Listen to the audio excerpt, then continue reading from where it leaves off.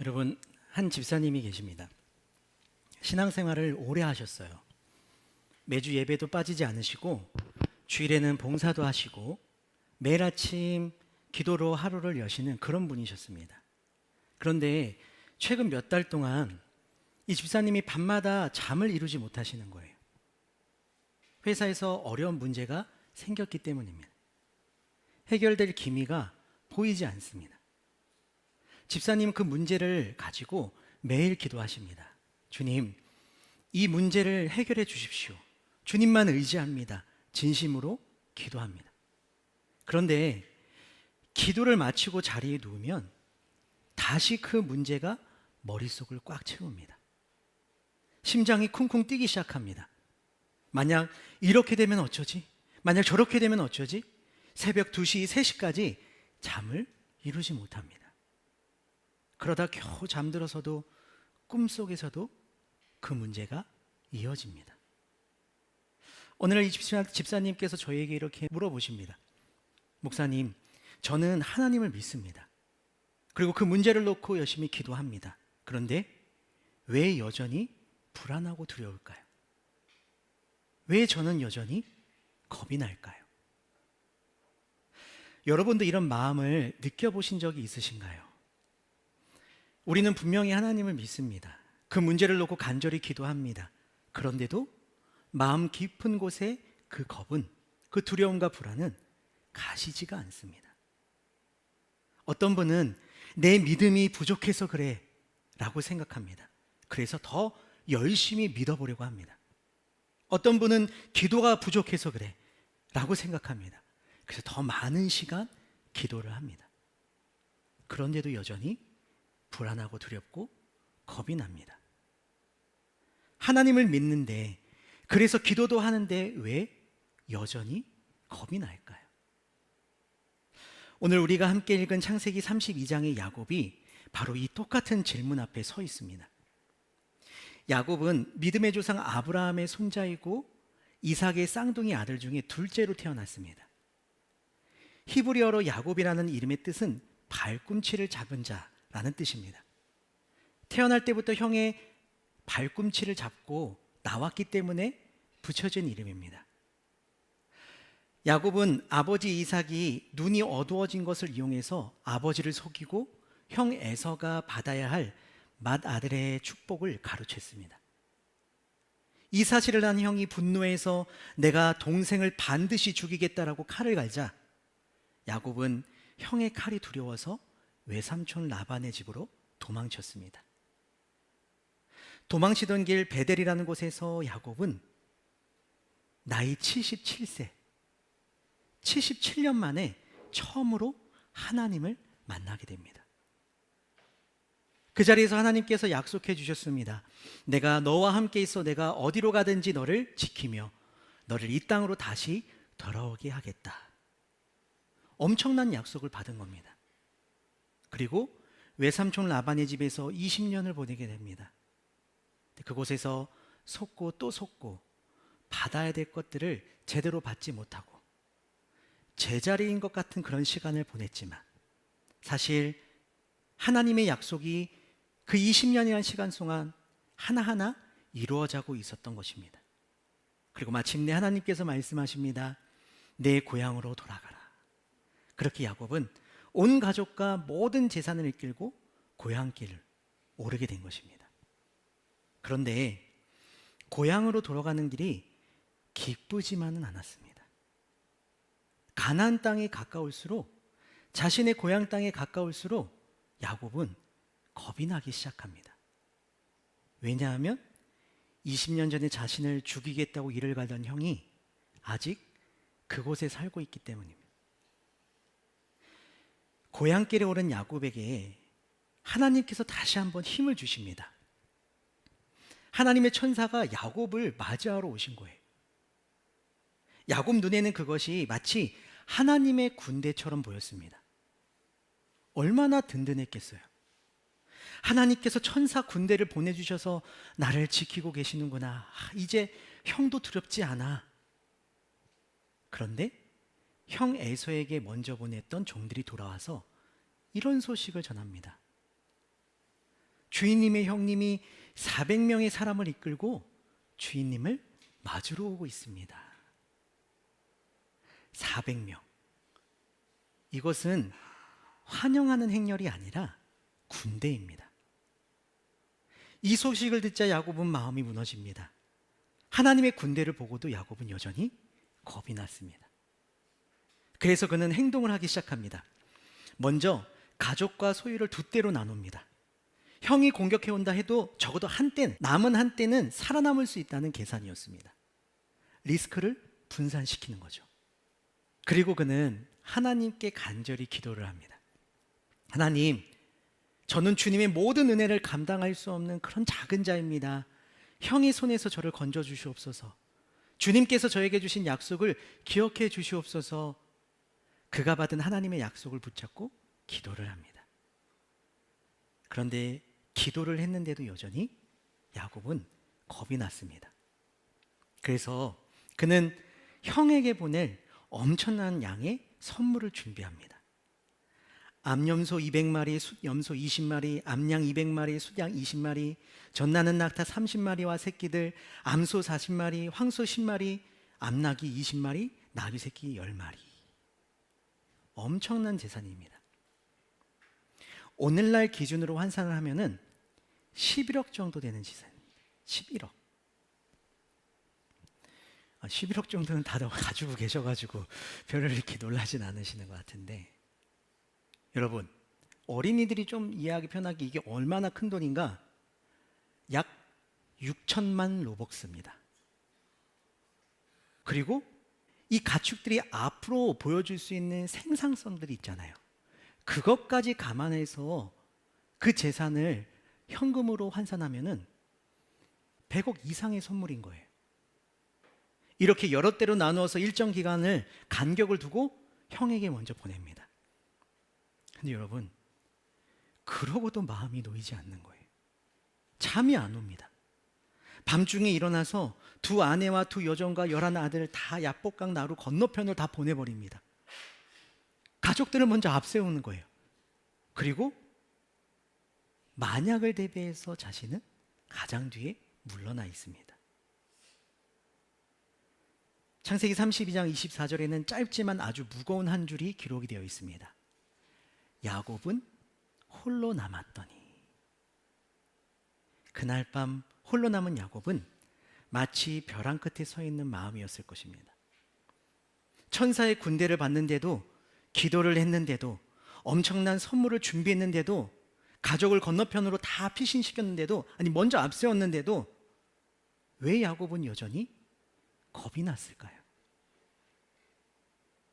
여러분, 사실 야곱이 평생 안고 살아온 이 불안과 두려움, 겁의 진짜 원인은 형 에서가 아니었던 겁니다. 바로 야곱 자신이었습니다. 여러분, 가끔 어린아이에게서 이런 모습을 볼 때가 있어요. 정말 좋아하는 장난감 또는 인형을 손에 꽉 쥐고 놓지 않고 있는 거예요. 그래야 좀 마음이 편안한가 봐요. 자려고 누워도 놓지 않고, 밥을 먹을 때도 한 손에 들고 있고, 밖에 나갈 때도 꽉 쥐고 있습니다.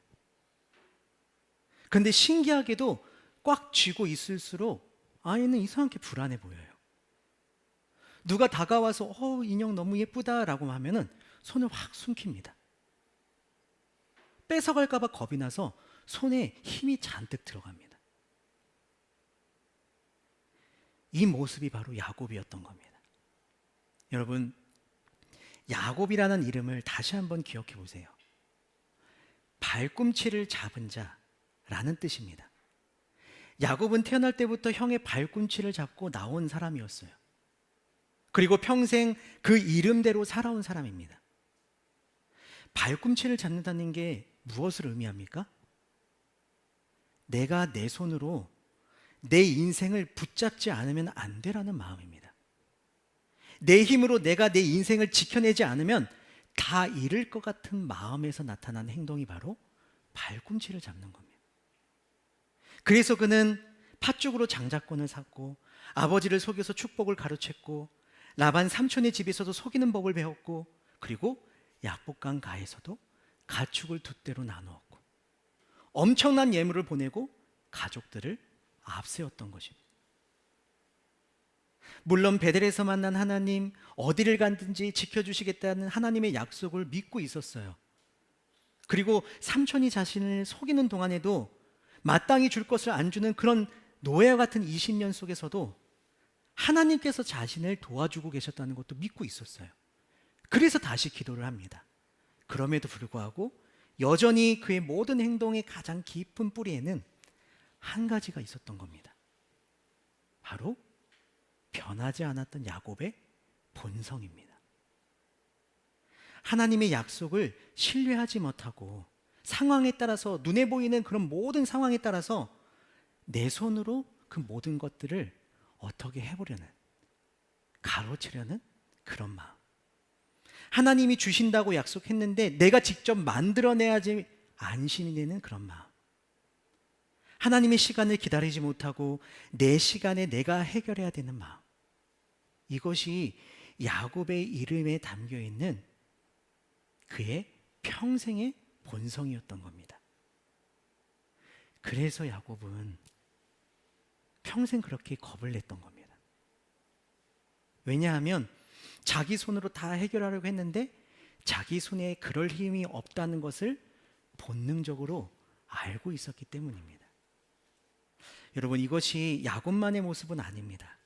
우리에게도 이런 모습이 있지 않을까요? 하나님을 믿는다고 고백합니다. 정말 믿는다고 말해요. 기도도 합니다. 그런데 마음 깊은 곳에서는 여전히 내 본성이 남아있는 겁니다. 하나님이 일하실 때까지 기다리지 못하고, 내가 직접 해결해야 안심이 되고, 내가 손에 쥐고 있어야지만이 마음이 놓이는. 그래서 우리도 야곱처럼 여전히 겁이 나는 것 아닌가 생각해 봅니다. 야곱은 여전히 변하지 않는 발꿈치를 잡는 봉선대로 약복강 나루에서 홀로 있었습니다. 마치 벼랑 끝에 서 있는 것 같았을 겁니다. 겁이 나서 잠을 이루지 못하고 어두운 밤을 보내고 있습니다. 그때 그 밤에 약복강 나루에 홀로 남은 야곱에게 하나님께서 찾아오십니다. 벼랑 끝에 서 있는데 전능하신 하나님께서 찾아오신 거예요. 야곱은 무엇을 기대할 수 있을까요? 아, 이번에도 하나님께서 나를 도와주시는구나. 아, 역시 버티기를 잘했어. 근데 여러분, 야곱을 찾아오신 하나님께서 야곱이 기대한 것과 다른 행동을 하십니다. 씨름을 하십니다. 보통 우리는 이런 자리에서 하나님의 위로를 기대하죠. 하나님께서 내가 원하는 방향대로 이루어 주실, 아니 더 좋은 것을 주실 거라는 믿음을 가지고 하나님께서 어떻게 도와주실지 기대하는 마음을 갖습니다. 괜찮아, 내가 너와 함께 있어, 이번에도 도와줄게, 그런 음성을 기대하면서 하나님의 위로를 기다리고 있을 겁니다. 그런데 하나님께서는 위로 대신에 야곱의 허리를 잡아 당깁니다. 위로의 말을 건네기 전에 야곱의 허리를 잡고 씨름을 시작하십니다. 왜일까요? 여러분, 어린 아들과 아이와 아빠가 씨름을 해요. 아이는 온 힘을 다해서 아빠를 막 밀어붙입니다. 근데 아빠가 웃으면서 팍 걸어가지고 뇌동댕을 탁. 지금 웃지 못하시는 분은 정말 그렇게 하셨을 가능성이 높아요. 근데 그렇게 하는 아빠는 없죠. 정말 그렇게 있는 힘을 다 쓰면은 아이는 한순간에 다 넘어지겠죠. 그런데 좋은 아빠는 그렇게 하지 않습니다. 아빠는 아이가 자기를 밀 수 있도록 힘을 막 조절해 줍니다. 아이가 자꾸 매달릴 수 있도록 오히려 아이를 자세를 잡아줘요. 아이가 막 이겼다고 환호할 수 있도록 때로는 넘어져 주기도 합니다. 왜 그렇게 할까요? 아이를 키우기 위해서 그럽니다.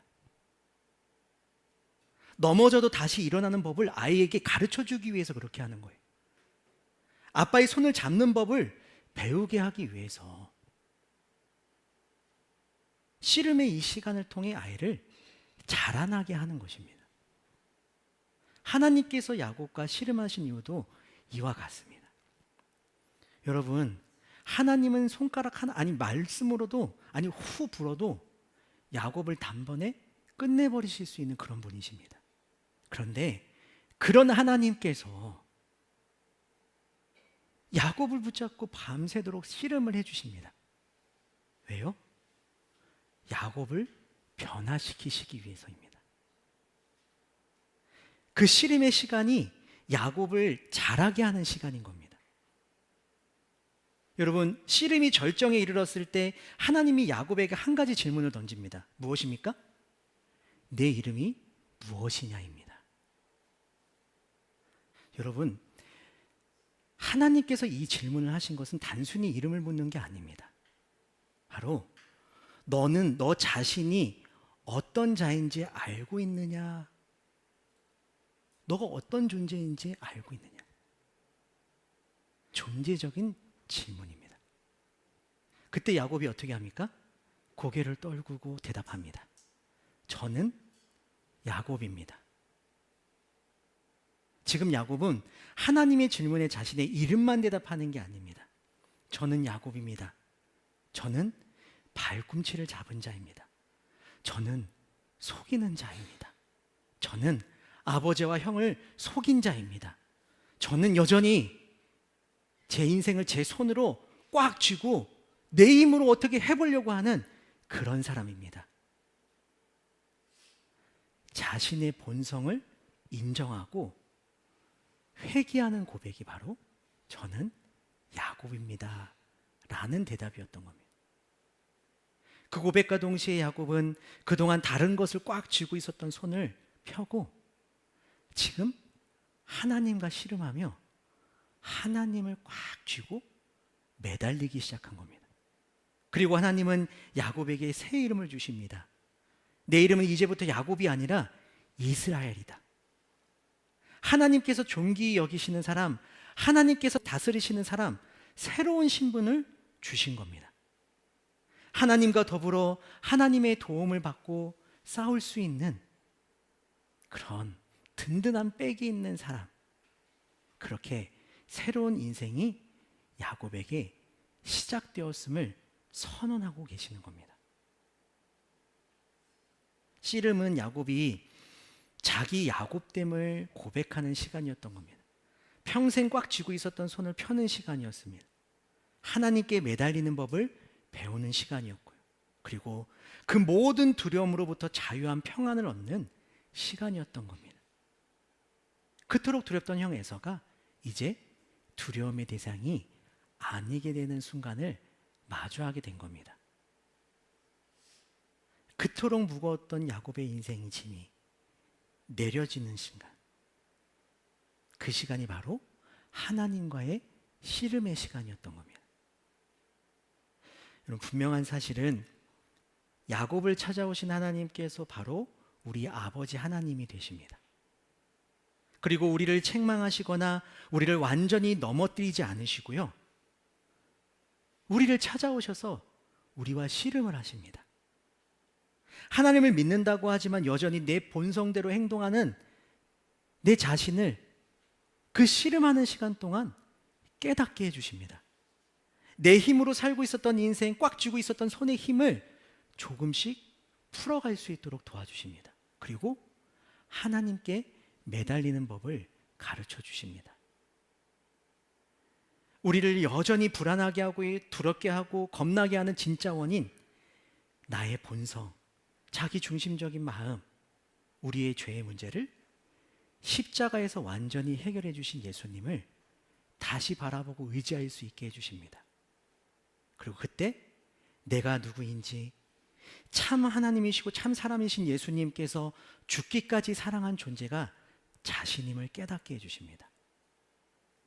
더 이상 내 손으로 내 힘으로 사는 인생이 아니라 나를 위해 죽으시고 다시 살아나신 예수님께 내 삶을 맡기고 그분의 도우심 가운데, 그분의 다스리심 가운데 새로운 인생을 다시 살아갈 수 있도록 도와주십니다. 그렇게 예수님께서 우리와 씨름해 주시는 시간에 우리 마음에는 여전히 자리 잡고 있었던 불안과 두려움, 그 모든 겁으로부터 자유함을 누리게 되고 하나님의 자녀로서 온전한 삶을 살아가기 시작한다는 것입니다.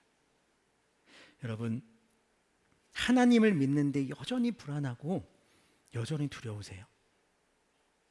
기도 열심히 하는데도 불구하고 또다시 겁이 나고 또다시 무섭고, 그럴 수 있습니다. 우리는요, 또다시 불안해하고 또다시 두렵고 또다시 겁을 낼 수 있습니다. 그렇다고 자신을 비난하거나 실망할 필요도 없습니다. 왜냐하면 그때마다 하나님께서는 우리를 찾아올 것이기 때문입니다. 그리고 그때마다 우리의 허리를 잡아주시고 우리와 씨름을 해 주실 것입니다.